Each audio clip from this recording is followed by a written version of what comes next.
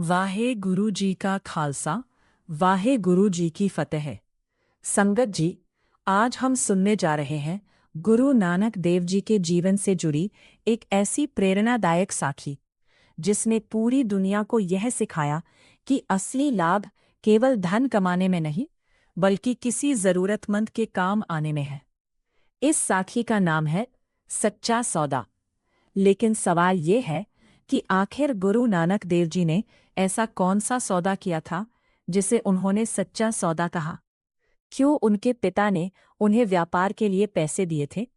और उन पैसों से गुरु नानक देव जी ने ऐसा क्या किया कि आज भी उस घटना को याद किया जाता है? आइए श्रद्धा और प्रेम के साथ सुनते हैं गुरु नानक देव जी की सच्चे सौदे वाली यह महान साखी। अध्याय 1, बालक नानक का स्वभाव। यह उस समय की बात है जब नानक देव जी अभी युवा अवस्था में थे। उनके पिता का नाम मेहता कालू जी था। पिता चाहते थे कि नानक जी संसार के कामकाज को समझे, कोई व्यवसाय करे और अपने जीवन को व्यवस्थित तरीके से चलाए। लेकिन नानक देव जी का मन बचपन से ही कुछ अलग था। उनका मन केवल धन कमाने, व्यापार करने और सांसारिक लाभ में नहीं लगता था। वे जरूरतमंदों की सहायता करते, साधु संतों से बातचीत करते और परमात्मा के नाम का स्मरण करते। मेहता कालू जी को चिंता होती थी कि उनका बेटा संसार के सामान्य कामों में रुचि क्यों नहीं लेता। पिता चाहते थे कि नानक जी कोई ऐसा काम करें जिससे उन्हें व्यापार की समझ आए और वे भविष्य में अपने पैरों पर खड़े हो सकें। इसी सोच के साथ एक दिन मेहता कालू जी ने नानक देव जी को व्यापार करने के लिए भेजने का निर्णय लिया।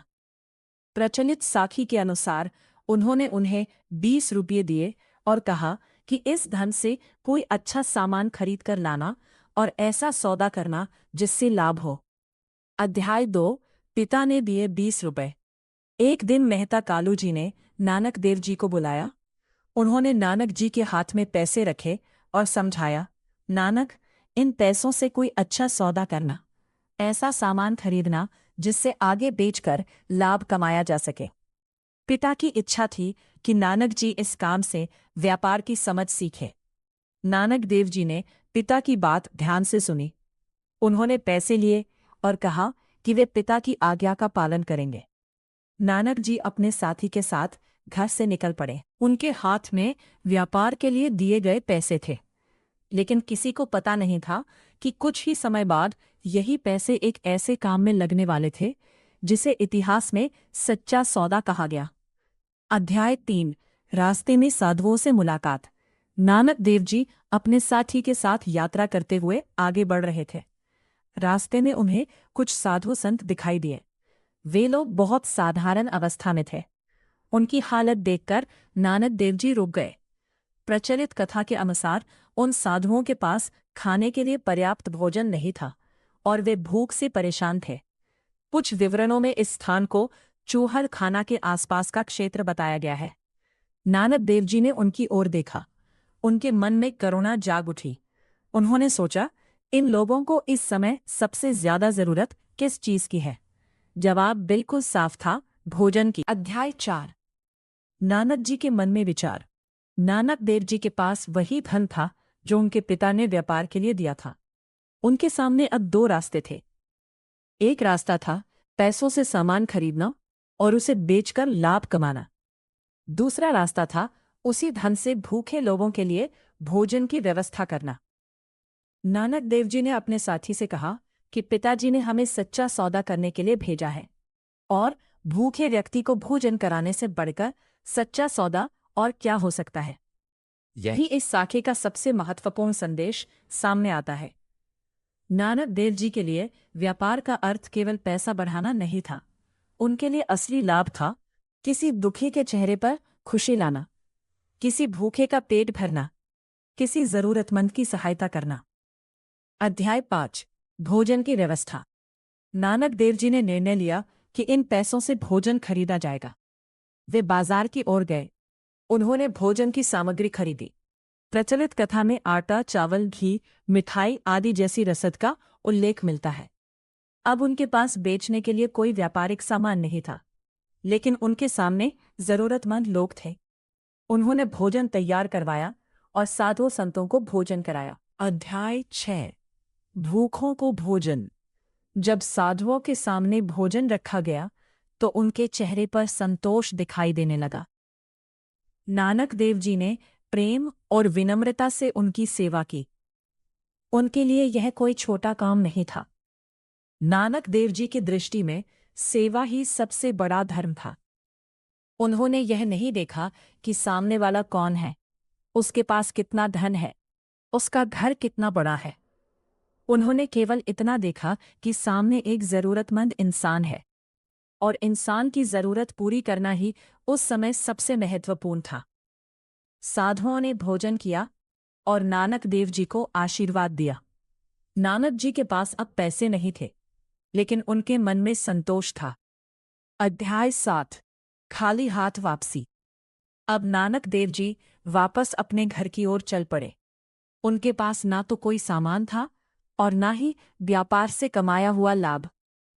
ऊपर से देखो तो ऐसा लगता था कि नानक जी खाली हाथ बाज रहे हैं, लेकिन वास्तव में वे खाली हाथ नहीं थे। उनके साथ उन लोगों की दुआएं थीं जिनका पेट उन्होंने भरा था। उनके मन में सेवा का संतोष था और उनके हृदय में परमात्मा की याद थी। अध्याय 8। पिता का सवाल।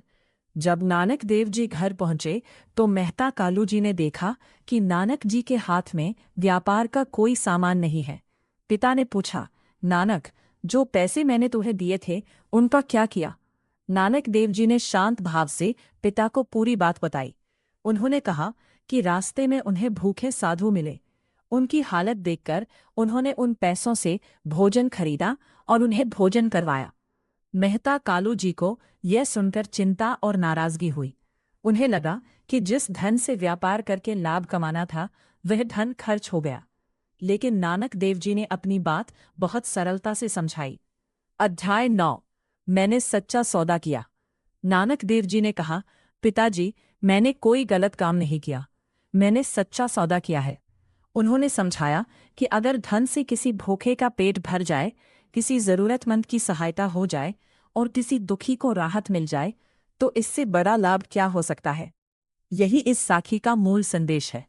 सांसारिक दृष्टि से देखें तो पैसे खर्च हो गए, लेकिन आध्यात्मिक दृष्टि से देखें तो नानक देव जी ने उन पैसों का सबसे अच्छा उपयोग किया। उन्होंने धन को केवल अपने लाभ के लिए नहीं लगाया, उन्होंने उसे सेवा में लगाया।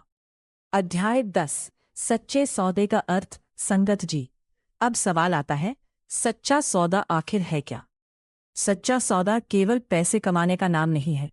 सच्चा सौदा वो है जिसमें किसी दूसरे इंसान का भला हो। अगर हमारे पास भोजन है और हम किसी भूखे को भोजन करा दें, यह सच्चा सौदा है। अगर हमारे पास जरूरत से ज्यादा है और हम जरूरतमंद के साथ बांट दें, यह सच्चा सौदा है। अगर कोई दुखी है और हम उसके दुख में उसका साथ दें, यह भी सच्चा सौदा है। अगर कोई अकेला है और हम उसके पास बैठकर उसे सहारा दें, यह भी सच्चा सौदा है। अगर हम अपनी क्षमता के अनुसार किसी की मदद करते हैं तो यही इस साखी की वास्तविक भावना है। अध्याय 12। सेवा सबसे बड़ी कमाई। गुरु नानक देव जी की शिक्षाओं में सेवा और बांटकर खाने का बहुत महत्व है। इंसान जितना कमाता है उतना ही जरूरी है कि वह यह भी समझे कि उसकी कमाई का कुछ हिस्सा समाज के काम आए। केवल अपने लिए जीना जीवन की पूरी सफलता नहीं है, दूसरों के काम आना भी जीवन की बड़ी उपलब्धि है। इसीलिए हमें अपने जीवन में यह भावना रखनी चाहिए, कमाओ लेकिन ईमानदारी से, खाओ लेकिन दूसरों को भी खिलाओ, आगे बढ़ो लेकिन किसी को पीछे छोड़कर नहीं, और जहां जरूरत हो वहां सेवा के लिए अपना हाथ आगे बढ़ाओ। अंतिम संदेश तो संगत जी, गुरु नानक देव जी की सच्चा सौदा वाली साखी हमें यही याद दिलाती है कि दुनिया की नज़र में लाभ और नुकसान का हिसाब अलग हो सकता है, लेकिन परमात्मा की नज़र में सच्ची कमाई वह है जिसमें इंसान के कर्मों में दया, सेवा और ईमानदारी हो। 20 रुपए से किया गया वह सौदा केवल उस समय के भूखे लोगों का पेट भरने तक सीमित नहीं रहा, उसने आने वाली पीढ़ियों को एक बहुत बड़ी सीख दी। जरूरतमंद की सेवा से बड़ा कोई सौदा नहीं। मानवता से बड़ा कोई धन नहीं और नेक नीयत से बड़ी कोई कमाई नहीं। आज अगर हम गुरु नानक देव जी की इस शिक्षा को अपने जीवन में थोड़ा भी अपना लें, तो हमारे आसपास का संसार बहुत सुंदर बन सकता है। इसलिए जब भी हमें किसी जरूरतमंद की सहायता करने का अवसर मिले, तो उसे बोझ ना समझें, उसे एक अवसर समझें, सच्चा सौदा करने का अवसर। अगर आपको गुरु नानक देव जी की यह साखी अच्छी लगी हो, तो वीडियो को लाइक ज़रूर करें, इसे अपने परिवार और दोस्तों के साथ शेयर करें, ताकि गुरु साहिब की यह सुंदर शिक्षा ज़्यादा से ज़्यादा लोगों तक पहुंच सके। ऐसी ही गुरु साहिब की साखियां और प्रेरणादायक कहानियां सुनने के लिए हमारे चैनल को सब्सक्राइब करें और बेल आइकॉन ज़रूर दबाएं। कमेंट में श्रद्धा से लिखें, वाहे गुरु जी का खालसा, वाहे गुरु जी की फतेह।